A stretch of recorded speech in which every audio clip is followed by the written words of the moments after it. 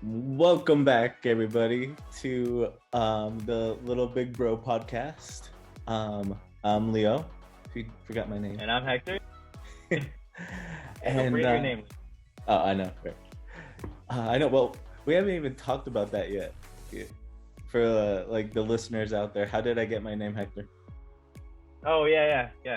So he got his name because I named him after a Ninja Turtle.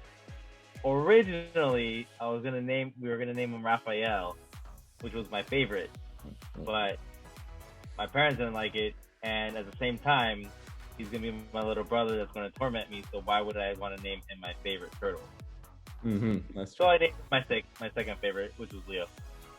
Yep. And that's how I got my name. Well. So on today's episode, we're going to be going through episode 4 of Avatar: The Last Airbender. It's titled The Warriors of Kyoshi. So basically in this episode, the Aang gang is coming from the South Pole, making their way up to the North Pole, going through the Earth Kingdom. And they happen to come along this island where I think it's one of Aang's stops because he wants to ride these gigantic koi fish that are called elephant koi. But once they get onto the island, they end up handling stuff that they didn't expect. And this is a fun episode because it introduces a lot of new characters that you'll see throughout the whole series. And one of them specifically, we won't say who, but you'll know when she popped up. Yeah. All right. Poor SOKKA gets put in his place in this episode. It's great. Oh yeah. SOKKA gets some reality check. Let's just say that like that. Yeah. Well, without further ado, let's start the watch. So it starts off with Zuko. And he's meditating, and you see and it's cool that you see him like the flames, like as he's meditating, the flames get higher and lower. Yeah, it's his breathing. And I love Uncle Iroh. So Uncle Iroh walks in, and he's like, "This better be very, Zuko's like, this better be very important if you're interrupting my meditation." And he's like, Zuko was like, "Well, man, I do have news, but," he's like, "I don't think you're gonna like it." Right.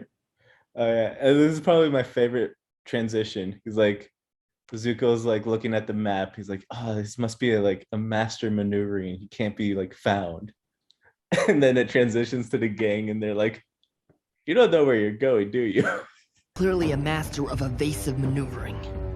I have no idea where you're going, do you? Yeah, because they're going to the North Pole, so they're going. They, obviously Zuko doesn't know what their plans are, and they can't find him, and so it's a hilarious transition because Zuko's like, "Oh, well, he must be a master of maneuver," and then Sokka tells Aang, he's like, "You don't know where you're going, do you?" Yeah, it sounds like every person who thinks they're good at directions and just decides not to follow the directions. They're like, "I know where I'm going." Oh, and then when it jumps over to Aang, and obviously the group of them, Aang, Katara, and Sokka. It shows like the most iconic little airbending move that Aang does that's captured through the whole series, and him doing his little airbending because he's doing this has this little ball or something, and he's moving this little ball of air rolls around. And right after that is like you get to see how Sokka is, that he's very very misogynistic. That's the correct word. Yeah. Because he says that, okay, well, women are good at sewing and men are good at fighting and hunting and stuff like that. And so Sokka gets irritated and throws his pants, unsewed pants, to him, and he's like, no, I need those. Can you please finish? So he's got that mentality that boys are better than girls, which is something a lot of us grew up with, Mm-hmm. Our age group, Mm-hmm. and obviously that has changed because girls are just as boys. Exactly, and we soon find out that that's not the case. Oh. So there's fun scenes, of course, right? They're kids, so like, what better way to be on vacation than be on a beach? And I mean, ride giant fish. Yeah, and then Aang goes to ride these the koi fish like he wanted to, and you can tell it shows his age because him being young, he likes being watched and to show off a little bit. Not exactly to show off to a girl, but I guess in this case maybe a little bit. But I think it's just in all he likes being watched to do something cool that he's done before. I'm assuming, which is ride these giant koi fish. Mm-hmm. And then right after that, we're introduced to this new animal, the unagi, which is just this massive. All you see is a massive fin, and so you don't really know exactly what it looks like, but it freaks Aang out, and you see, Aang running on water. Yeah, I love the animation styles. Like, it's just, him running is the funniest. Just like just like big, like. Right. Great. And then like shortly after that, they get captured and sort of blindsided, and all you see is these sort of robes, like green outfits. So obviously some Earth Kingdom, and they get tied up, and even Momo gets tied up. Yeah, everyone gets tied up. Little Momo's in a little sack. Yeah. And then here comes up SOKKA again, showing up like that. He's like, who did this? Where are the men that did this? Yeah. And they were tied up by the Kyoshi warriors, who are a group of of warriors that are all women. Mm-hmm. And so SOKKA is still in that mentality of boys are better than girls, and you couldn't have got the jump on me. You guys are a bunch of girls. And it was funny because his sister tells Katara tells him, don't mind my brother, he's an idiot. Yeah, because they're all tied up at this point. And you have to keep in mind that everyone's a little jumpy because of the whole Fire Nation and everything, and they're in Kyoshi Island, where they've been able to stay away from the war, and they wanted to keep it that way. Yeah, and you soon find out that Kyoshi Island is named after one of Aang's past lives. So an avatar that was the avatar 400 years ago. So, of course, one of the ways to get out of this situation is to show that you are the avatar. So what does Aang do? Right, so he shows that he's an airbender, and then they're like, oh, you are. And it's funny, and right after he does his little airbending to get out, this is where like the most it's just a funny character that shows up, and this guy gets like a huge fanatic that's like, oh my god, that he's like, oh, and starts foaming about like having a seizure. And then he gets up. Oh man, it's just so funny. That was the best. I do like that transition right after that information just carries over, kind of like, what's that game, like Telephone? And it just like carries over, and it seems to like get all the way to Zuko. Yeah. It was really fun. And then so at this point, he's getting like the royal treatment, because now that the Kyoshi warriors and obviously know that that he's the avatar, so they get all these snacks, and he's sort of gonna enjoy he hasn't had a chance to enjoy the royal treatment of being the avatar. Yeah. And it's sort of ironic that at this point where all of them are getting all these yummy little snacks, like dessert for breakfast, and SOKKA at this point doesn't want to eat because he's angry that he got bested by a girl, because in his mind that's like, oh, that's impossible. But just like these girls they trained to be warriors, and SOKKA tries. Yeah. I mean, he's from his town where like all the men were warriors. So it's not he hasn't had to, I guess, and none of the women were waterbenders. Like only Katara was. Right. So they didn't have that kind of, I don't know. It's that their village didn't have that dynamic. Right. So So of he's course, a little bit bothered by all this because this is new to him. That he's like, he's not gonna be treated any different than anybody else, or because he's a man. yeah. And at this point, and then it goes into Aang getting the Celebrity yes, treatment. exactly, celebrity treatment. And it's funny because these young girls that are after him are younger than him, that are like maybe like 10, Yeah. Maybe his age too, but they're just chasing him. And The Katara's paint. like, and Katara's like, okay, sort of sticks out her tongue, just like this. Yeah. There's a little transition of the painting part in the episode where like this guy's painting Aang, and there's like one girl, okay, and then two. It's like, oh, there's more. And then there's like a bunch, like 8 or 10 are behind him. He's like, I give up. I'm not gonna draw all of this. Oh, and then now we're back with Sokka. So Sokka goes and finds the Kyoshi warriors, and he's like, oh, I'm sorry, I didn't mean to interrupt your, what was it, the meditating or stretching? You're dancing. Dancing. Yeah. That was it.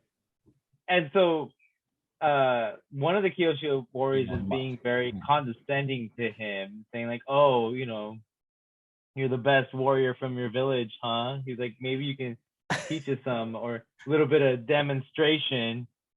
So putting him on the spot, because to them, he's just another boy, which is funny. So, and this is basically where I think where he learns his lesson, because he tries to strike her and she just basically stops him with like a quick jab of the fan to his arm, and he's like, oh. So then he gets upset and he tries to go even harder, and she just drops him on his butt.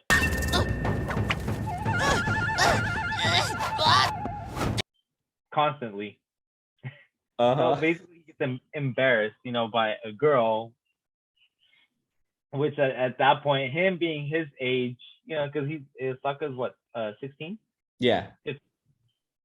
It's humbling. So it humbles him.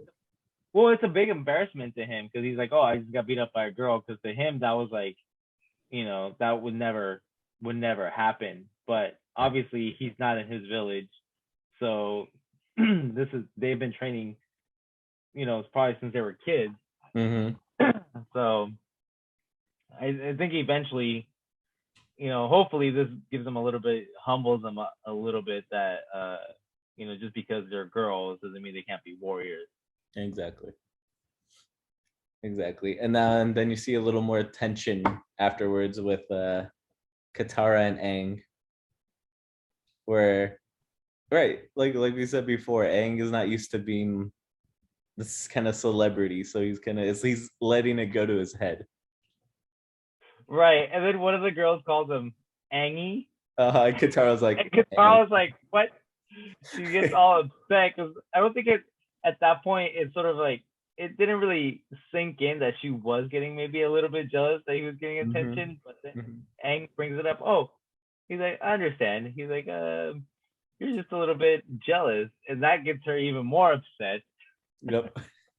And that brings us. So then we can transition back to Sokka, where he goes back to the Kyoshi warriors for their training, and you tell that he's been humbled. He says he apologizes for insulting him, that he was wrong, and he asks if they can teach him, even though they tell him like, we don't teach boys, that's only women. But he's like, would you make an exception?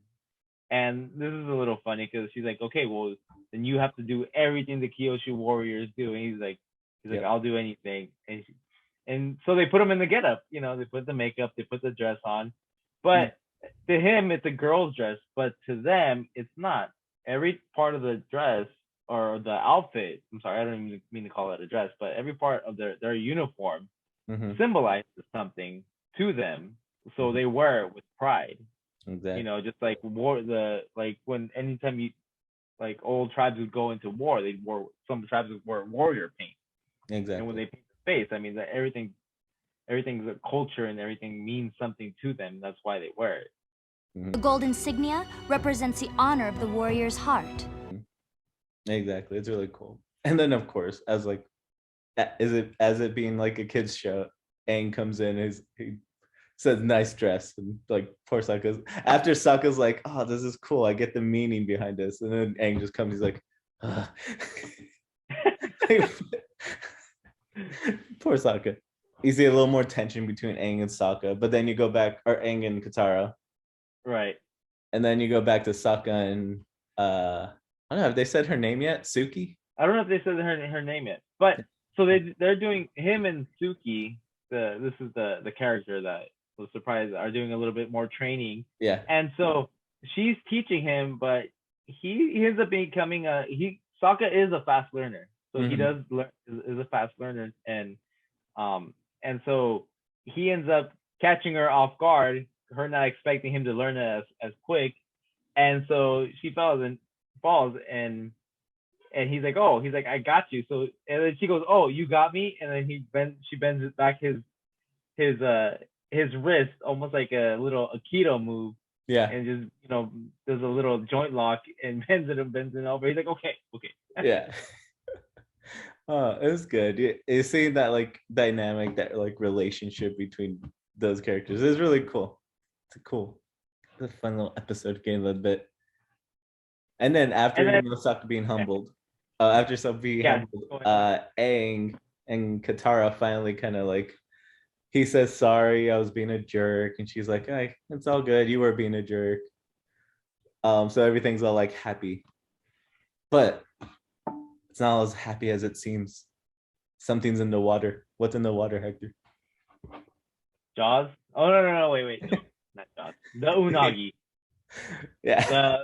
The one that we saw originally, just the fin. Now we see the whole creature, and it's huge. It's like massive. It's like almost a what kind of mixture of animal is it? It looks like an eel, but like with dragon or barracuda thing. It kind of has like dragon whiskers, but like it looks like a giant eel. Yeah, maybe like a cat. Oh, you know what? Maybe like a catfish and catfish, barracuda, eel mixture. And so, so it freaks out, and then it's going after Aang and trying to eat him. And so, and Katara runs in after him. So good thing that she actually went back to watch him, because she ends up, saving his life and getting into, out of the water. Yeah. And it's such a cool, so here a little like fun way of using bending. So like we see bending as kind of like used for fighting, used to shield yourself. But a quick scene switch, you see the Fire Nation ship that comes in. But what you're gonna see is, bending used for like other uses or other ways. So like you see her being able to like grab the water from inside Aang to like, right, because he swallowed a bunch of water. So instead of like instead of doing CPR, she's able to just get the water out, so that way he's able to breathe again.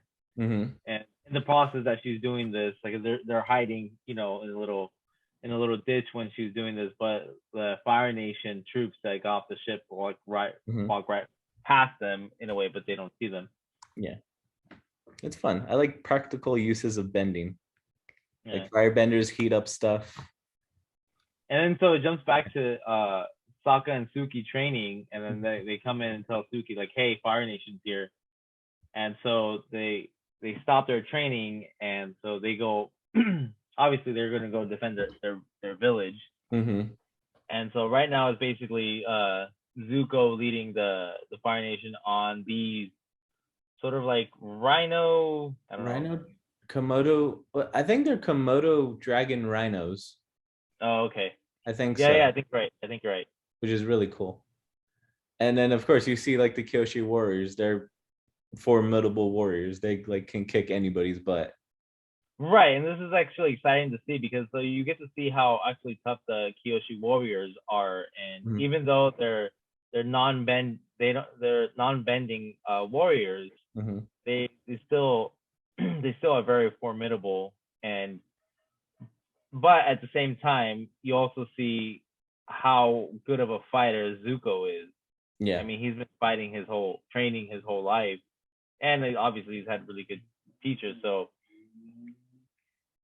Yeah, exactly. And then his search for the Avatar, and this is where he meets up with Aang again. And it's always impressive seeing Aang fight because, you know, just the things that he uses, he'll use whatever he can. He's resourceful. And yeah, he's very resourceful, and he's just so strong for being a kid. Like he grabs the fans and then blasts Zuko through the wall of one of the of the houses. Yeah. And right after that, they show a little mature part of this show where like Aang, as he's like gliding, he's seeing like the damage that he feels like he's brought to this village. Right. He sees like the fire. He sees the fire on the buildings and like the fire on the statue. And he comes to Katara that's like, it's all my fault that this is happening just because they're protecting me. Little like mature part to this kid show. You're like, what? Like, yeah, and it's just surprising to think that, you know, him being his age, and then all of a sudden, like, look, we gotta go because they're after me, and I brought destruction to their village. Yeah. And then okay, so then it jumps to like Sokka and Suki that there's no time for them to say goodbye, and he's like, well, let me say I'm sorry. You know, he's like that. You know, I thought you were just a girl, but you know, not really a warrior. And Suki's like, I'm both. I'm a girl and a warrior. And she gives him a little kiss on the cheek. Yeah. You know, so them being at that age, I was like, that's a big thing. You know, so he obviously blushes, and then they end up, you know, I think then they take off on Appa. And then Aang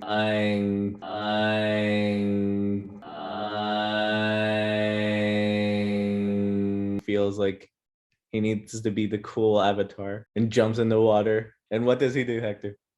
Oh yeah, so okay, yeah, he jumps in the water and then he. What are you doing?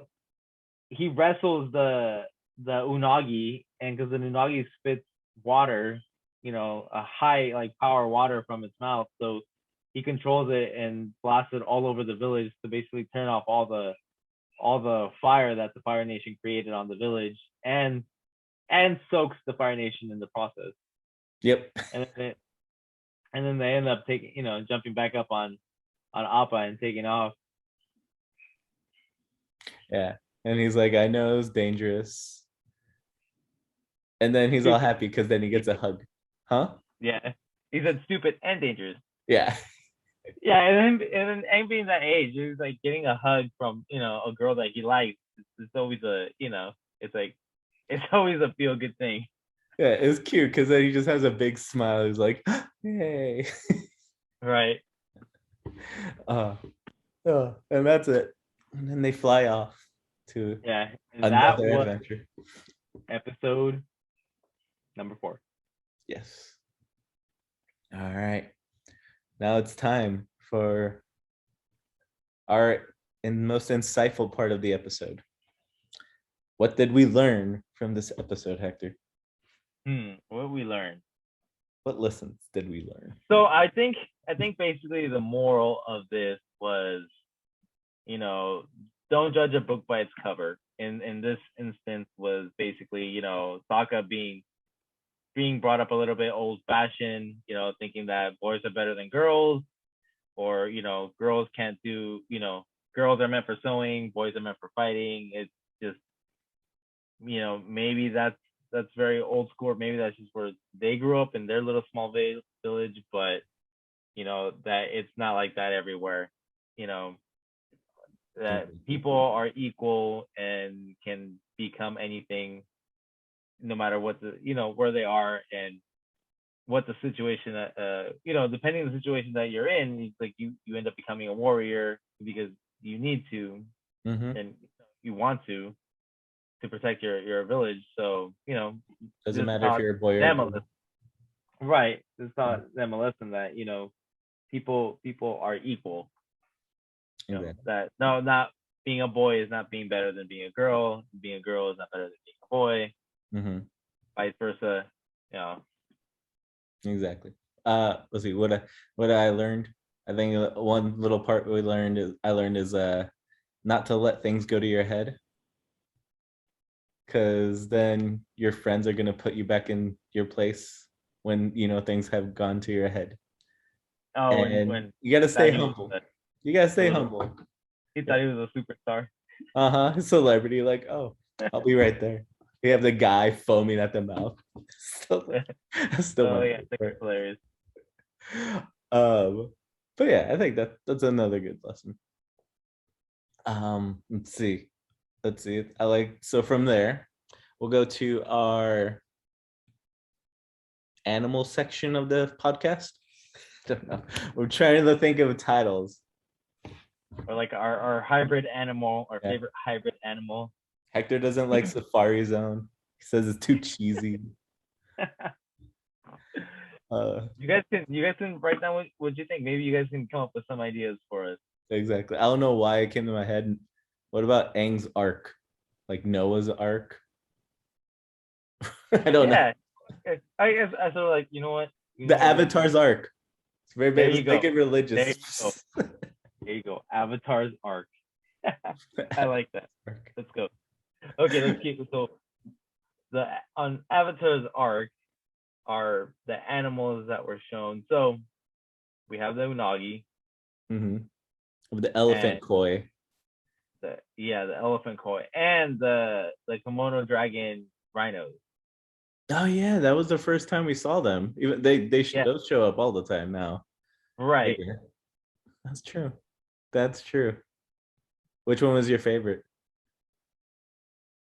So, I mean, I like the elephant koi because I like koi, but I think I like the I just like the look of the kimono dragon rhinos. Yeah, it's really cool. I mean, can you imagine riding on one of those things? That would be so cool. I don't think you can't ride a rhino in real life. No. In Black Panther they do, but even those are like giant rhinos. Right. But yeah, that would be really fun. But of course, like in Avatar, they can ride anything. Aang rode the unagi. he rode the elephant koi, and then he rode the unagi. And he rides Appa all the time. Yep. So I think those two were my favorites. The unagi, I thought it was a cool designing, cool looking animal, and the kimono rhino. Yeah, same here. I like those two. All right. I don't know. We gotta figure out this name too. But favorite bending and non-bending moment in this episode. Okay. There was a lot. There was a lot. So my favorite non-bending moment was when Suki embarrassed Sokka. Oh yeah. And just sort of like hit him in the shoulder when he was trying to throw a punch at her. And then sort of spun him around. Like Bruce Lee. A little bit like Bruce Lee, just like quick Yeah. Yeah, exactly. That was my favorite. That was probably my favorite non-bending moment. And then my favorite bending moment was actually when Aang was fighting Zuko, and he used the fans to just blast him through the wall. That is my favorite. you took my bending moment. I love that part. Well, I mean, yeah. What better thing to use as an airbender than like metal fans? Right. Like it was just Damn, you took mine.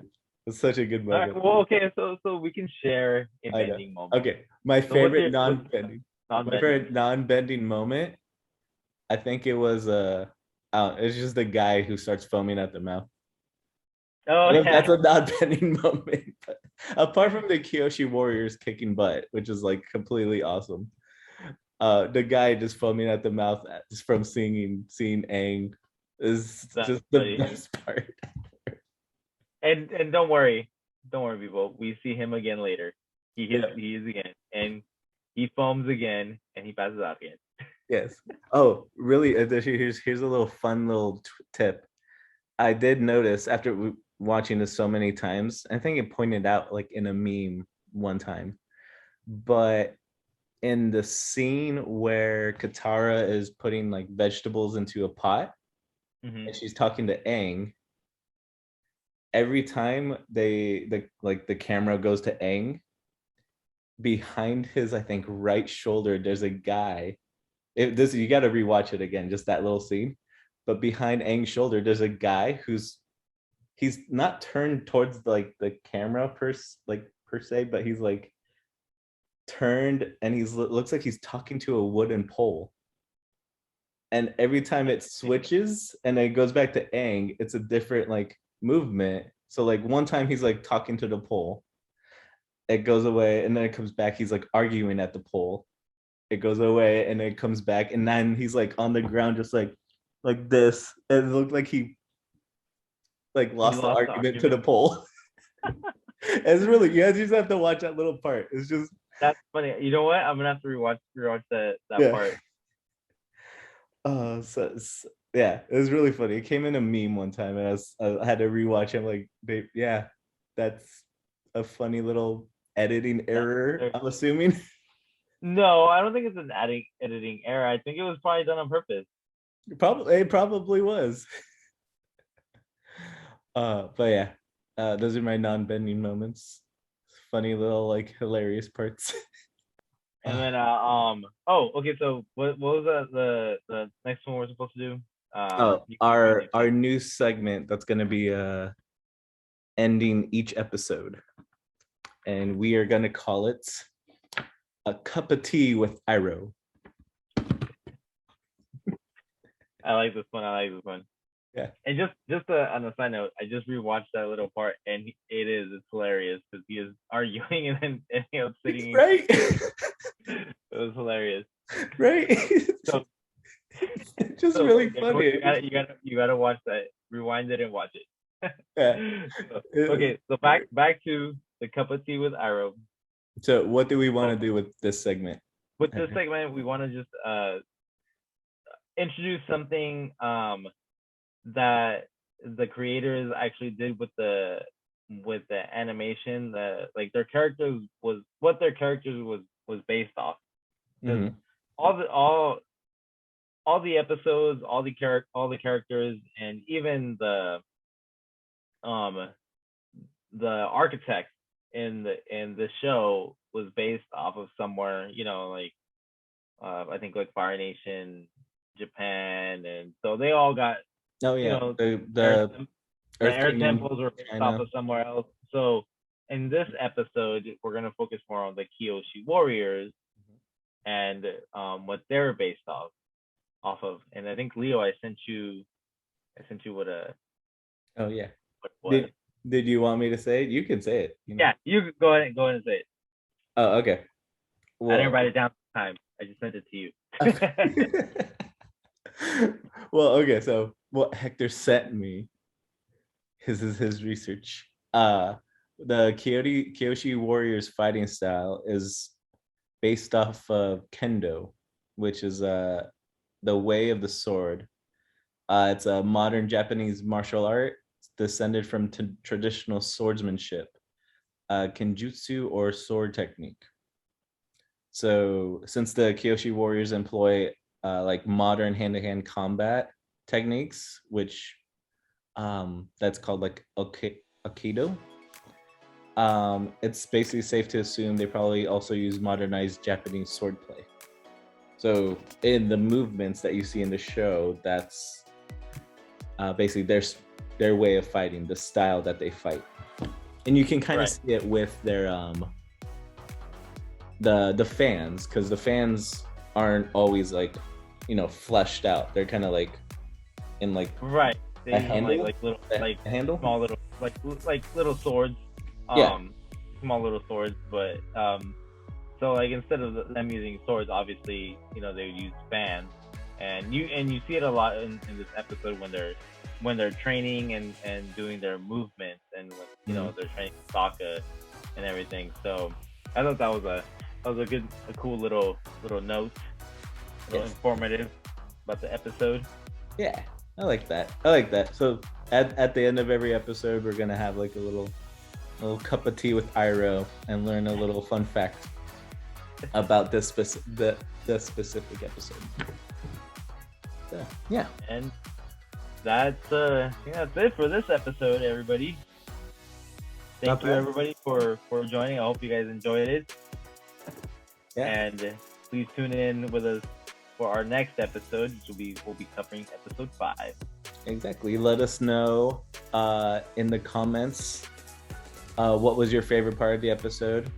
Did you really like the guy who was foaming at the mouth? Do you relate to him? Let us know. Would you act like that if you saw your favorite celebrity in front of you? I probably would. I act like that when I see like pizza. Oh yeah, that's. Oh yeah, sushi. Every time my mouth foams up. Every time I like see sushi. Yeah, but remember everybody, give us a like and subscribe. Rate us on Spotify, Apple Podcast if you're listening to us on audio. And yeah, thank you for listening. And thanks everybody. Yeah, we'll see you next time. Bye. Oh.